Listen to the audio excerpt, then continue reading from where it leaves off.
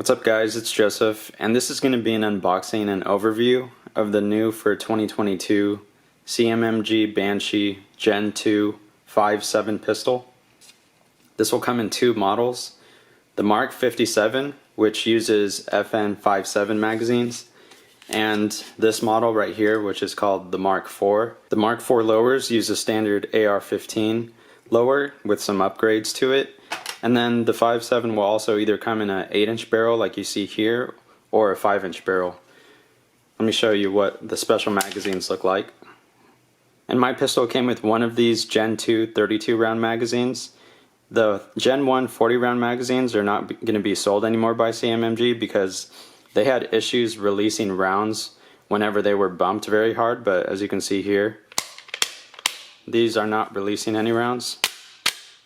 Like even if you bump them very hard, and they've been dry cycling just perfectly. If you're not familiar with the 5.7 round, there are three of them here, and they were designed by Fabrique Nationale as a replacement for the 9mm in conjunction with the P90 and the FN 5.7 pistol that would defeat Soviet body armor, and it would have a lighter recoil in PDW or personal defense weapons.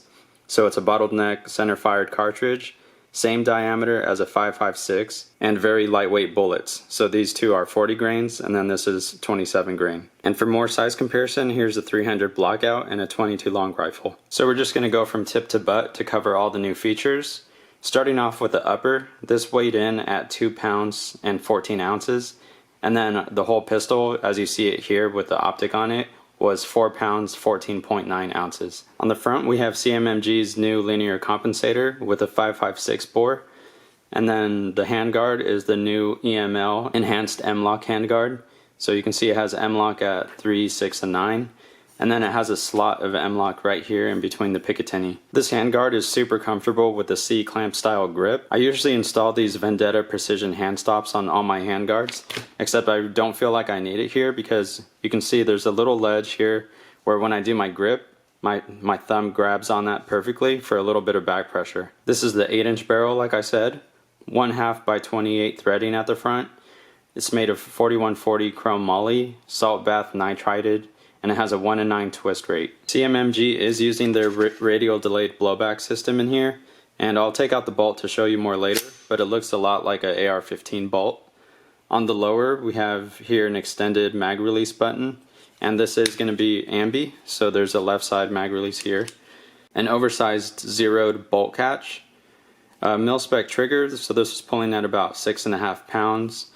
A really well designed ambi safety, so it's nice and large here for the thumb.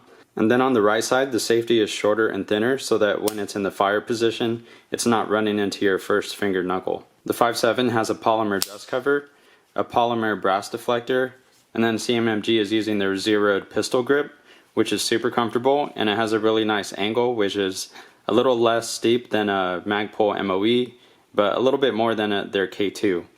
And then there's a little slot down here so you can keep some stuff in there. Over here we have the ambi sling loops, a non-staked castle nut. So I actually prefer this so that I can remove this if I wanted to. And then back here they have their fastback buffer tube and a rib brace so that all you have to do to deploy this is actually just pull on it and then it'll pop open to wherever you have it set.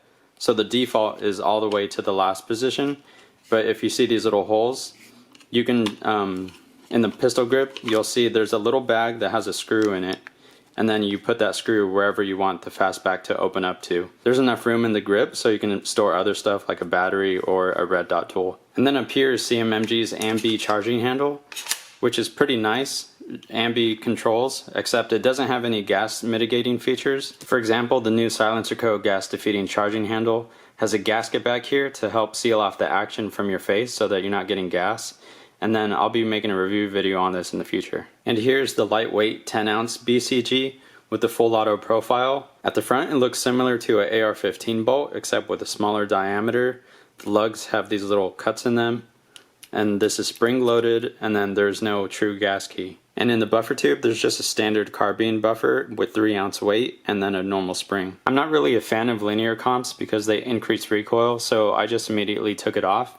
And then I'll be going direct thread mounting on this Omega 36M And next time at the range, I'll test the accuracy between the 3 cartridges that I showed you earlier, and their point of impact shift, if any. And just a heads up on this Federal 5.7 ammo that I got recently, this fails the plunk test in the chamber. After I chambered a round, I tried to extract it manually, and it actually trapped the bullet in the rifling. There's a little shiny line right there.